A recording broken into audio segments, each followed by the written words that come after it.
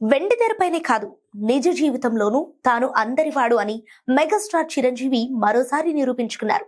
దశాబ్దాలుగా blood bank, I bank ద్వారా లక్షలాది మందికి ప్రాణదాతగా నిలిచిన ఆయన ఇప్పుడు అక్షర సాయంతో పేదరికంపై పోరాడేందుకు సిద్ధమయ్యారు. ఉగాది పర్వదినం సందర్భంగా చిరంజీవి ఉచిత విద్యా ప్రాజెక్ట్ అంటూ ఇచ్చిన హింట్ ఇప్పుడు తెలుగు 2 రాష్ట్రాల్లో హాట్ టాపిక్ గా మారింది.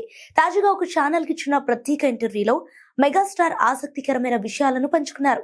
నేను రక్తదానాన్నే శ్వాసగా మార్చుకున్న తరుణంలో నన్ను స్ఫూర్తిగా తీసుకుని తమిళ నటుడు సూర్య అంగరం ఫౌండేషన్ ను ప్రారంభించారు.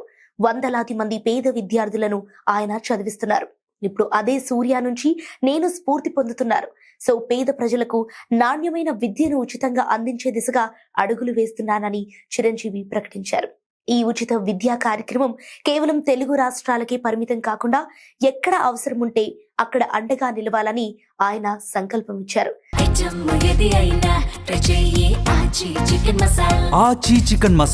ఇక రక్తదానం ప్రాణాలను కాపాడితే విద్య ఒక తరం భవిష్యత్తునే మారుస్తుందని మెగాస్టార్ బలంగా నమ్ముతున్నారు.